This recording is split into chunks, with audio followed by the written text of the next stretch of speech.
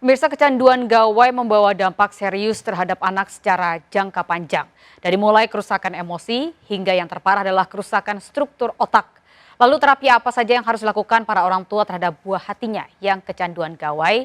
Berikut liputan tim Delik RCTI.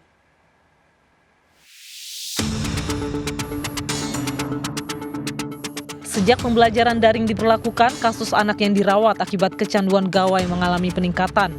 Adapun dampak yang ditimbulkan dari kecanduan gawai antara lain kerusakan emosi hingga yang terparah menimbulkan kerusakan pada struktur otak dalam jangka waktu panjang. Di Rumah Sakit Jiwa Grogol, Jakarta Barat, tim Delik bertemu dengan orang tua dari anak yang menderita gangguan mental akibat kecanduan gadget. Kepada kami, wanita 48 tahun ini mengungkapkan, anak sematawayangnya ini mulai kecanduan gawai sejak 6 bulan lalu, tepatnya saat melakukan pembelajaran secara daring karena pandemi COVID-19. Nah, jadi saat guru menjelaskan, anak juga melakukan selingan dengan membuka game online-nya. Jadi tatapan online, tatapan yang harusnya kita memperhatikan guru saat menjelaskan, jadi anak cuman menyalakan speaker dan sembari main game. Wanita yang berprofesi sebagai wira swasta ini juga menuturkan sang anak ketagihan bermain game online yang mengandung unsur kekerasan. Tapi terakhir main-main game online ini ada grup yang membuat mereka mungkin ketagihan ya. Nah, anak ini seakan-akan ngajak anak kita untuk nggak lepas dari gamenya.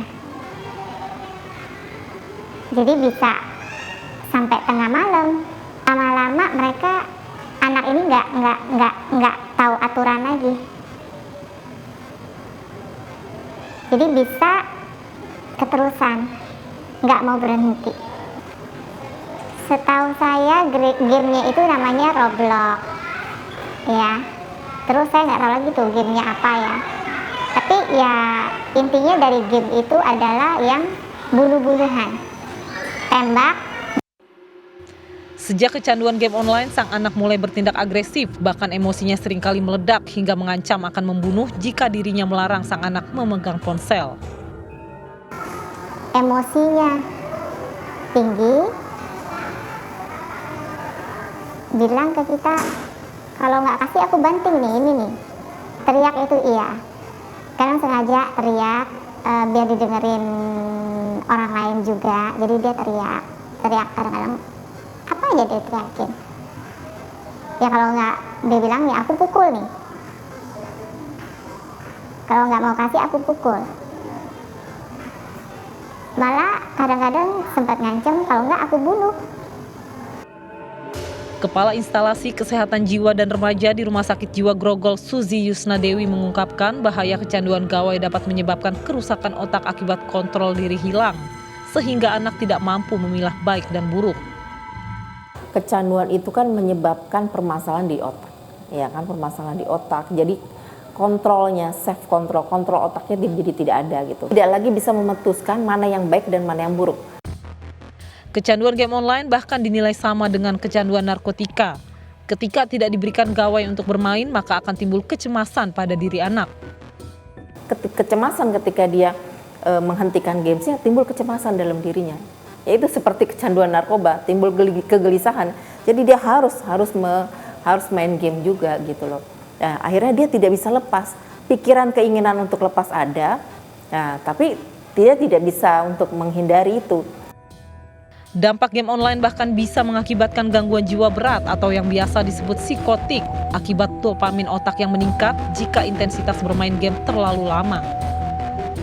Yang tadinya dosisnya untuk untuk supaya dia nyaman itu dosisnya segini, tapi untuk kesempatan lain dia harus menambah. Nah, makin lama otak itu kan makin namanya akan mengakibatkan kadar zat kimiawi otak yang namanya dopamin meningkat.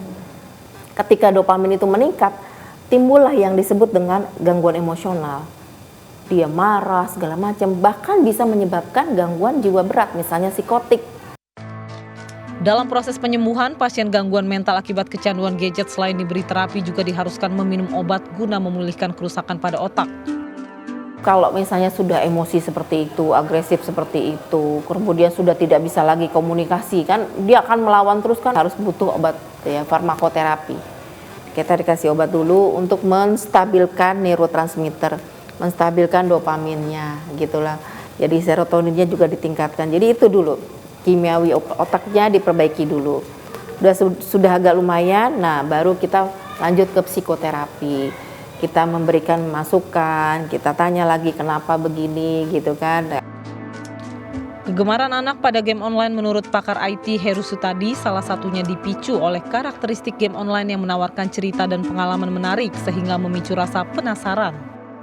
Game itu kan juga merupakan sebuah hal yang memang menarik biasanya, apalagi dengan game online seperti sekarang ini, di mana ceritanya, karakternya, tokohnya itu seperti real, dengan juga menawarkan hal-hal yang mungkin sesuatu yang baru gitu ya. Mungkin ada kebut-kebutannya, tembak-tembakannya, karena rasa penasaran untuk dapat meningkatkan level segala macam gitu ya, atau mungkin seolah-olah dia dapat mengumpulkan koin gitu. Tak dipungkiri, proses pembelajaran secara daring sangat bergantung pada keberadaan gadget. Namun, melihat dampak buruk yang dialami sejumlah murid, pihak Kementerian Pendidikan dan Kebudayaan meminta guru untuk lebih berinovasi dalam proses belajar daring. Saya kira proses pembelajaran yang diberikan oleh guru, itu saya kira ya mereka melakukan apa yang sudah seharusnya mereka lakukan ya. Meskipun guru-guru perlu lebih inovatif lagi ya dalam proses pembelajaran, karena kita peroleh dari hasil survei misalnya sebagian besar masih menggunakan